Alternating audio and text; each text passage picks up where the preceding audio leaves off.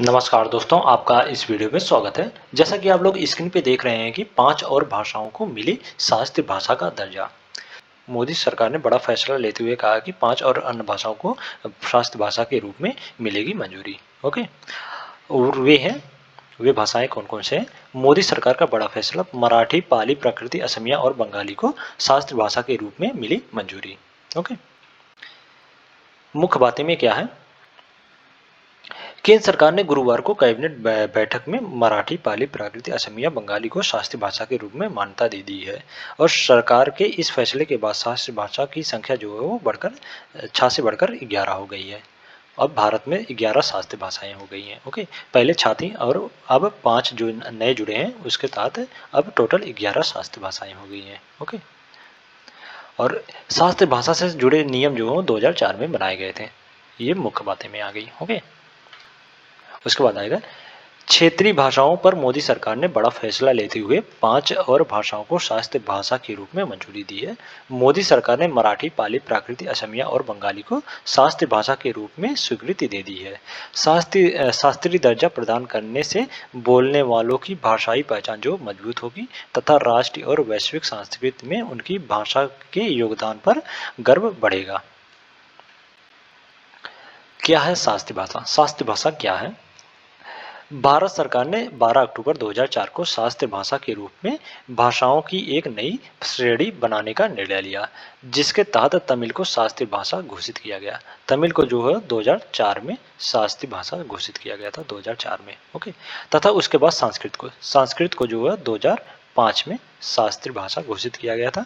फिर उसके बाद तेलुगु और कन्नड़ को 2008 में शास्त्रीय भाषा घोषित किया गया था। और मलयालम को 2013 में मलयालम को और उड़िया को 2014 में शास्त्रीय भाषा घोषित किया गया था। ओके, शास्त्रीय भाषा का दर्जा दिया गया था। शास्त्रीय भाषा के लिए योग्यताएं। शास्त्रीय भाषा के लिए क्या क्या योग्यताएं हैं? 2006 की एक प्रेस विज्ञप्ति में पर्यटन और संस्कृति मंत्री अंबिका सोनी ने राज्यसभा को बताया कि शास्त्रीय भाषा के रूप में वर्गीकरण के लिए विचार की जाने वाली भाषाओं की पात्रता जो निर्धारित करने के लिए निम्नलिखित मानदंड निर्धारित किए गए थे। और वे हैं, वे भाषाएं जिनका इतिहास जो 1500 वर्ष से 2000 वर्ष से अधिक पुराना हो, उसे शास्त्रीय भाषा का दर्जा दिया जाएगा उस भाषा को। ओके, तो ये पहला मानदंड हुआ।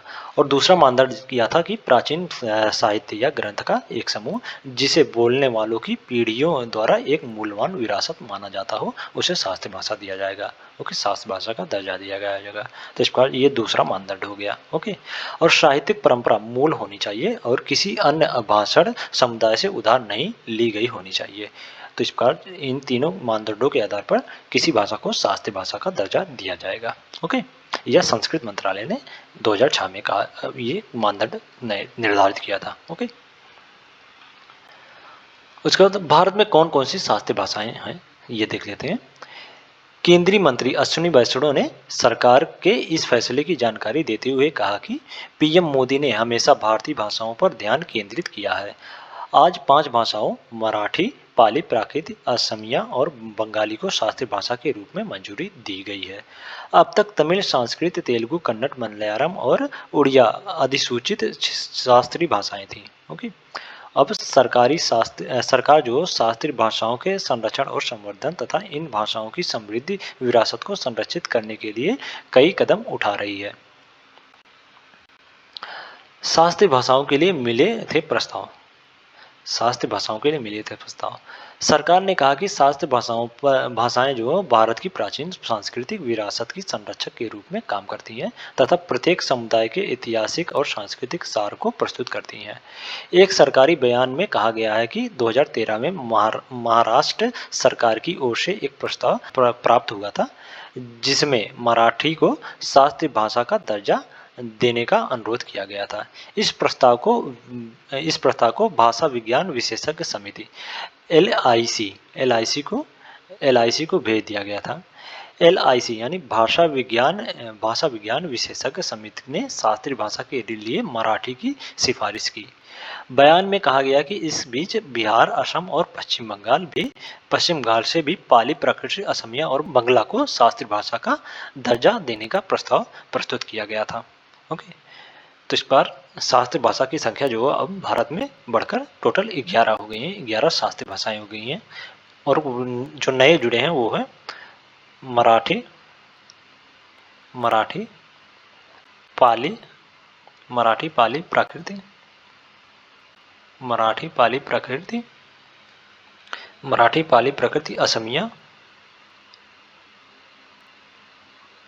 असमिया और बंगाल, बंगाली, बंगाली, ये 5 भाषाओं को मान्यता मिली गई है 2024 में। ओके, 2024 में शास्त्रीय भाषा की मान्यता ये 5 भाषाओं को मिली है। Thank you so much. अगर वीडियो अच्छी लगी हो तो वीडियो को लाइक कर दें। Okay, thank you so much.